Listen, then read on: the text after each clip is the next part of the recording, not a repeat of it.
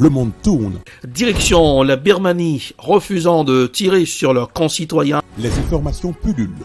Tout de suite, voici les informations. C'est le moment d'ouvrir la page internationale avec Erlichi Dorelas depuis Boston, Massachusetts.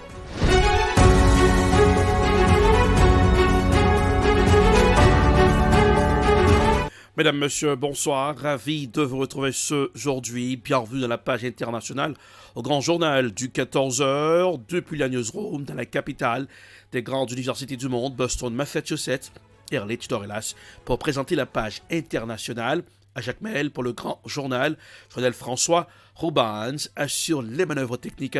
Bonsoir aux auditeurs de la radio évangélique Hosanna 102.3 FM à Jacques Mel. Direction l'Indonésie.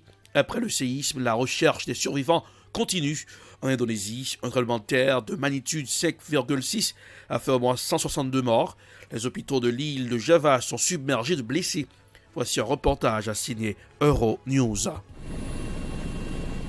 Les recherches de survivants se poursuivent en Indonésie après le puissant tremblement de terre de lundi qui a fait des centaines de morts et de blessés sur l'île de Java, la principale du pays. Le séisme de magnitude 5,6 a frappé la ville densément peuplée de Cianjur et ses maisons fragiles détruites en quelques instants. Les sauveteurs ont œuvré toute la nuit pour tenter de sauver d'éventuels survivants piégés sous les bâtiments effondrés.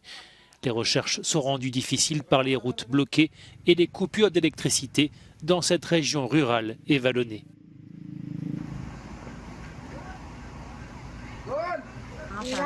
Je pleurais et j'ai immédiatement attrapé mon mari et mes enfants. Si je ne les avais pas sortis, nous aurions pu mourir. La maison tremblait, comme si elle dansait. Les hôpitaux ont été submergés de blessés et beaucoup ont dû être soignés à l'extérieur dans des unités de soins improvisées sous des tentes. Le bilan devra encore s'alourdir. Selon l'agence indonésienne en charge de la gestion des catastrophes, plusieurs personnes se trouvent encore sous les décombres.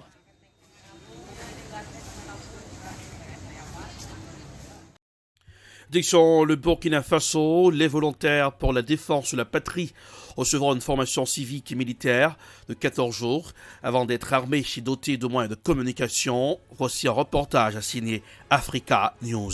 Au Burkina Faso, il serait plus de 30 000 personnes âgées de 18 à 77 ans qui se sont inscrites sur les listes pour rejoindre les volontaires pour la défense de la patrie contre le terrorisme. C'est en octobre que les autorités de la transition avaient lancé ce recrutement. Vu ce qui se passe sur ma nation, on a perdu notre terre.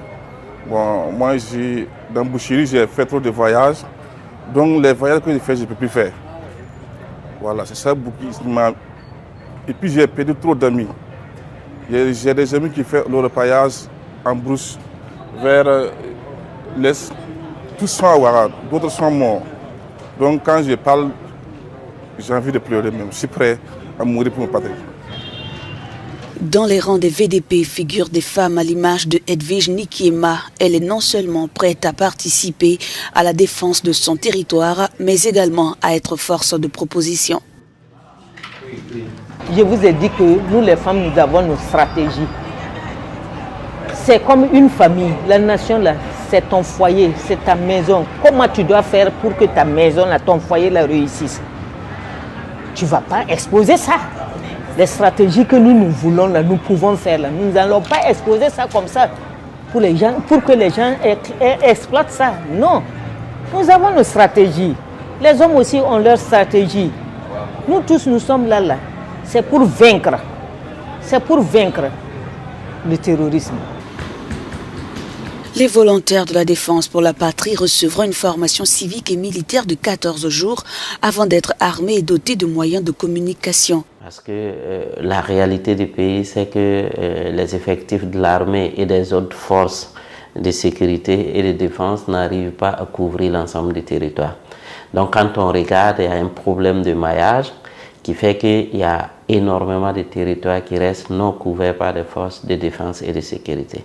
Donc, recruter 50 000, c'est espérer avoir un peu de forces combattantes sur toute l'étendue du territoire. Ces enrôlements massifs s'ajoutent à une campagne de recrutement exceptionnelle de 3000 militaires pour renforcer les rangs de l'armée dans la lutte contre les djihadistes.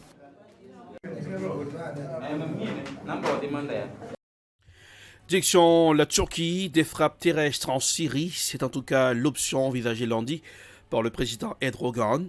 Une menace qui fait suite à une série de raids aériens contre les positions kurdes en Syrie et en Irak.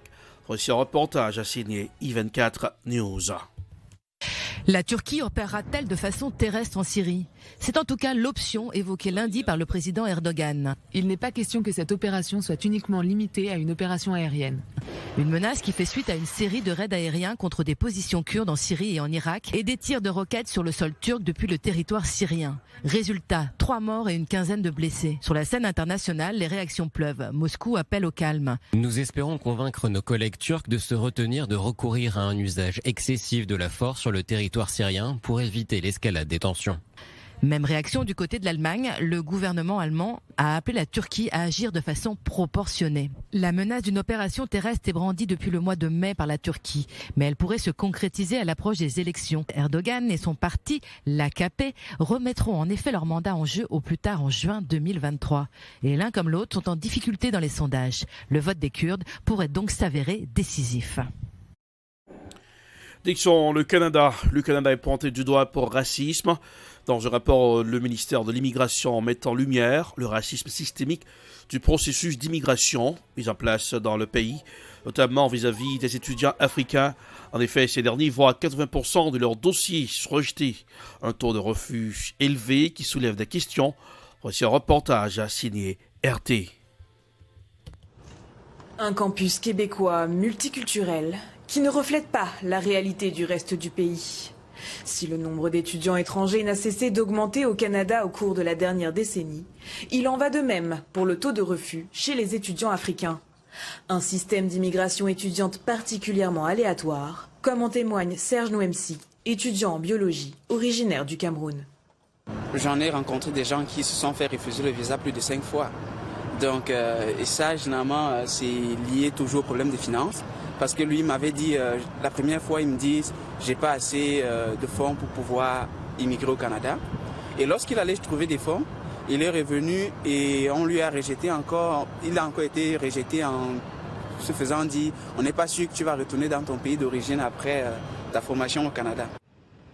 Des rejets pouvant aller jusqu'à 80% pour des dossiers venant d'Afrique, contre environ 10% seulement pour des demandes venant de France, du Royaume-Uni ou encore d'Allemagne.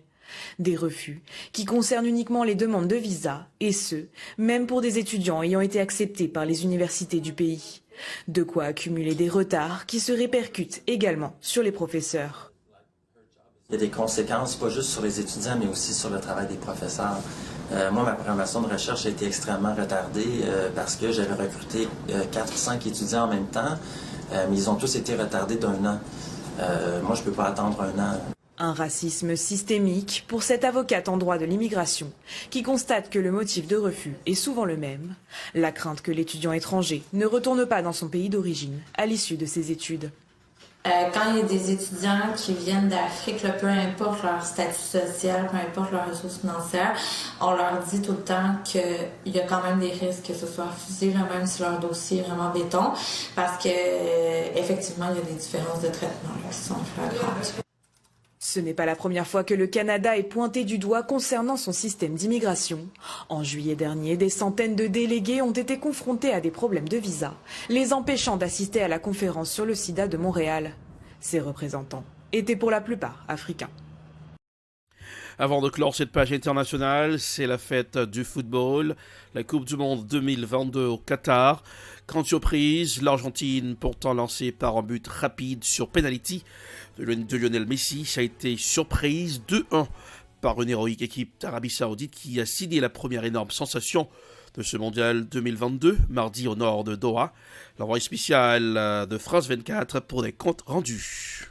Et aussi un autre match dont il faut qu'on parle, qui s'est terminé il y a quelques minutes, c'est cette énorme surprise, la première sensation ici au Qatar, la défaite de l'Argentine face à l'Arabie Saoudite. Les Argentins qui pourtant avaient ouvert la marque par Lionel Messi, les Argentins, l'une des grandes équipes favorites de cette compétition, qui se sont fait surprendre au retour des vestiaires par l'Arabie Saoudite, par 2 magnifiques buts des Saoudiens qui étaient très bien organisés face à une équipe argentine en manque de créativité. L'Argentine qui en reste donc à 36 victoires consécutives. La série s'arrête et les Argentins qui sont désormais plongés dans le doute avant la suite de la compétition désormais. Merci beaucoup, Elia. Félicité de Page Internationale pour ce aujourd'hui. Merci de l'avoir suivi. La production est signée Ed Prod, réalisation Télébeltop pour le camp de la radio évangélique Hosanna 102.3 FM à Jacmel. Pour présenter la page internationale, Ehrlich Dorelas depuis Boston, la capitale des grandes universités du monde. Température pour ce aujourd'hui à Boston, 47 degrés Fahrenheit, ça donne 8 degrés Celsius, oui, encore froid, le vent qui souffle au dehors. À Jacmel, 87 degrés Fahrenheit, 31 degrés Celsius. Bonsoir Janelle, bonsoir aux Barnes, bonsoir aux auditeurs de la radio évangélique Hosanna 102.3 FM à Jacmel. Passez un excellent mardi, bonsoir, à demain. C'était la page internationale avec Ehrlich Dorelas.